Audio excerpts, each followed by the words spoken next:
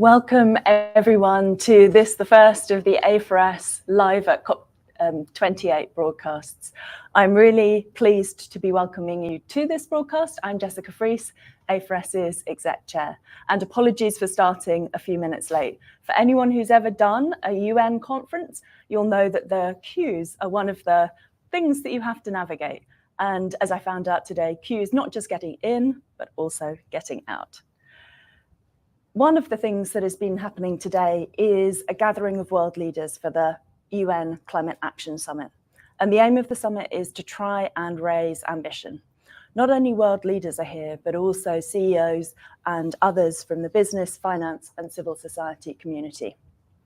For this, the annual UN Conference of the Parties, to look at how we tackle the climate crisis. Now, today's conference was opened by a speech from His Majesty King Charles. And 2 years ago, he shared a message to our A4S live from COP26 broadcast in Glasgow. And then what he said was that finance really does hold our future in its hands. Unless we can unlock private sector resources, innovation, and finance, with the public sector setting a framework of incentives and regulation, we simply do not stand a chance of solving the existential crises we've engineered for ourselves. Now, today, in the opening, His Majesty the King was reflecting on where we've got to. And I think a key takeaway for me, a key headline that is something for all of us to reflect on, is the statement that he made in 2050. Our future generations will not be asking what we said. They will be living with the consequences of what we did or didn't do. So with that in mind, I'm really pleased to be welcoming three fantastic speakers to walk through some of the progress that we have made, what we haven't, and where we need to be getting to. This year's COP is all about a global stocktake, looking at the kind of progress that we've made and setting the pathway for the additional commitments we need to be making over the next couple of years. Since the Paris Agreement was signed in 2015, we know that we have made some progress. According to the latest UN emissions gap report, which was released in the build-up to COP28, the increase in projected global emissions have reduced from a 16% rise that we were seeing at the Paris Agreement, now down to a 3% rise.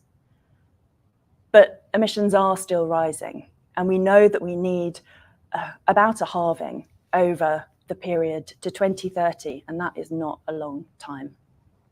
So a sign of progress being made, that we're bending the curve, but not fast enough. And at the moment, we're on a trajectory towards an uninhabitable, uninsurable 3-degree world.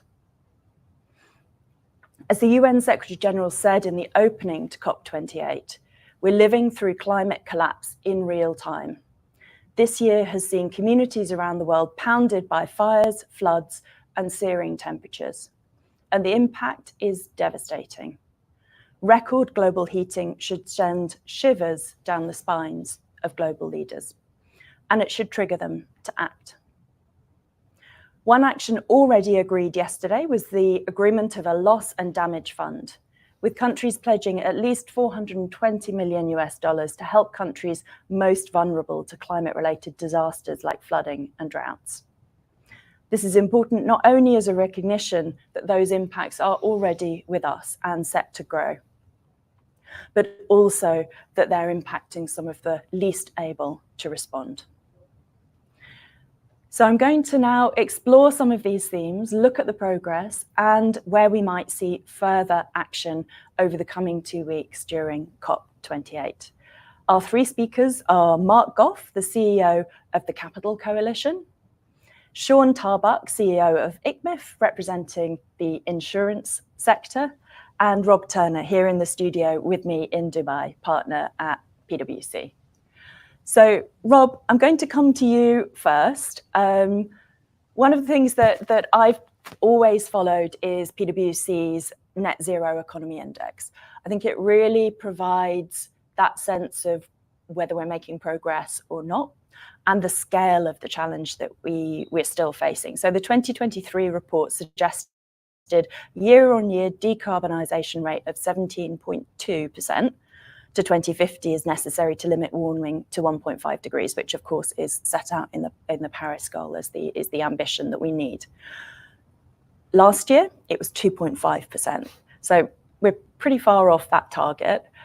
During the pandemic, we still saw about an 8% fall, and that was when the global economy was completely shut down.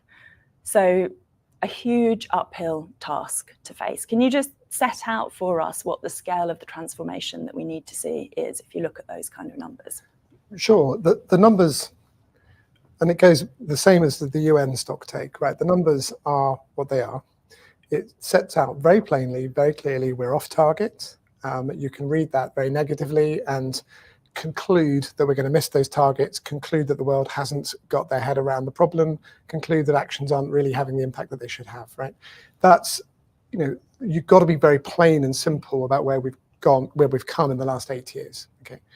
Actually, I would read momentum differently, however. I think we typically have to understand that investment timelines are, if you're going to build something big and new and complex, it typically takes companies 2 to 3 years to line up the money and the planning, another 2 to 3 years to deliver. So if all the right decisions had been taken in Paris, everyone had been aligned, all the financing was there and all the technology was there, well, we would see a different trajectory. But it wasn't possible at that point to make all of those decisions. It wasn't possible at that point to get us onto the right trajectory. But where are we right now? And that's where I feel quite different about the numbers.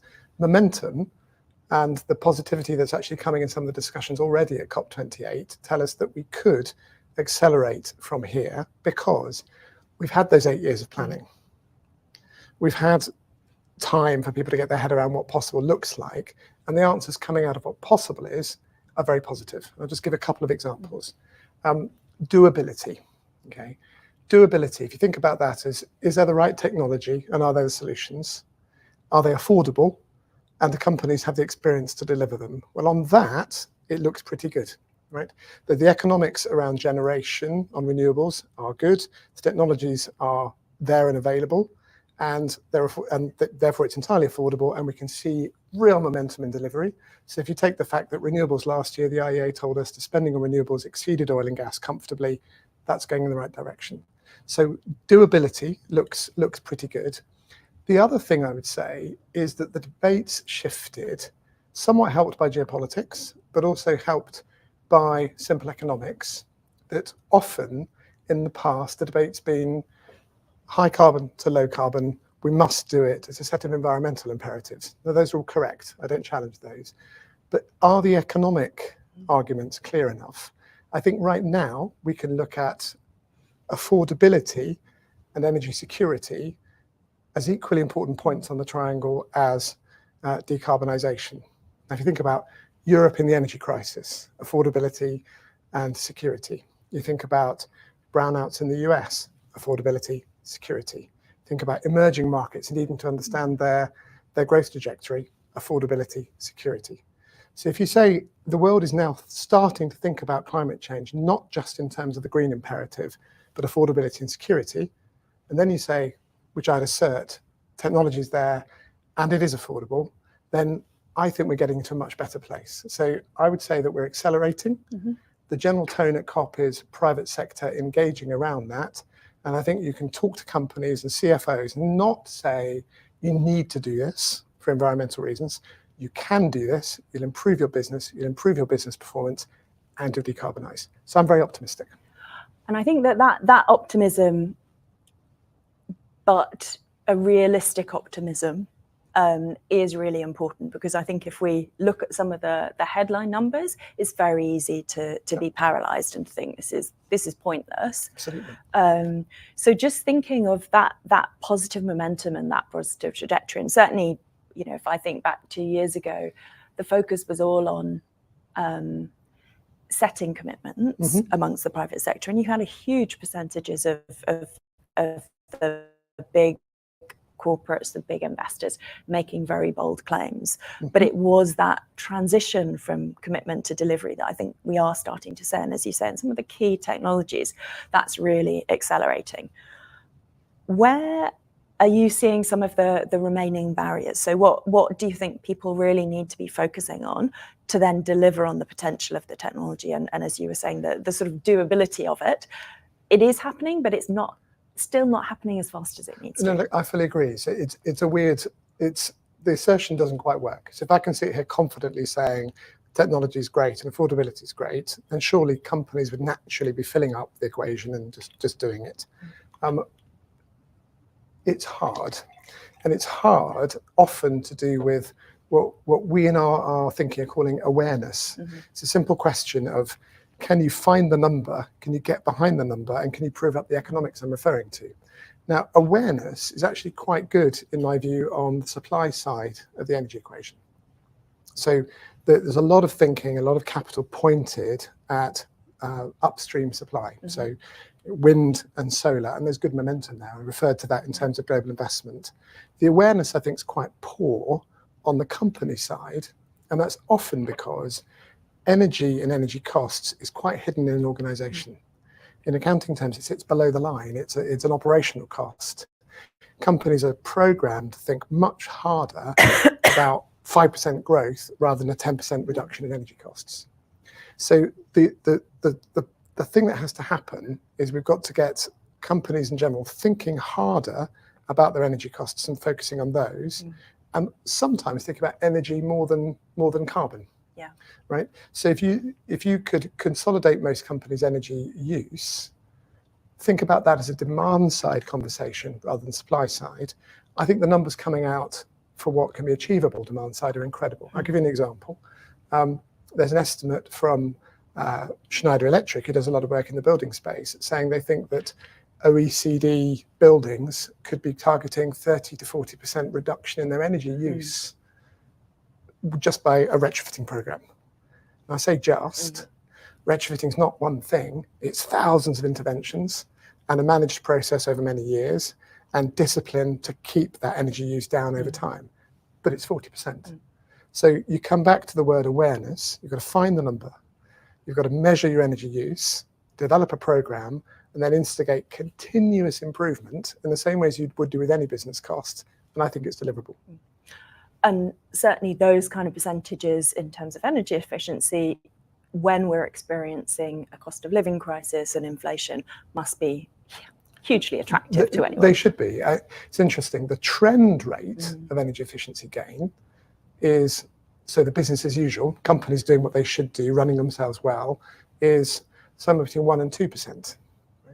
The IEA is saying we would need to get to the net zero pathway that the IEA has talked about between 4 and 5%. I think it's saying 4.4% at the moment. So the gap between BAU and net zero is to double or triple the pace of energy efficiency. Is that possible? Well, absolutely. Because if you take my 40% number in buildings, well, that's just annually achieving 4.5% a year for the next decade. It's quite doable. Technology's there. Companies have got to pull their focus in, measure their energy use, and just get that number down. So if I could come and bring Sean into the discussion next. Sean, one of the things that we saw, as I mentioned in the introductory comments, was the announcement of the Loss and Damage Fund. And of course, you work closely with the global insurance community. When the King was speaking today, one of the things he touched on was the fact that he saw a lot of potential and action from the insurance sector.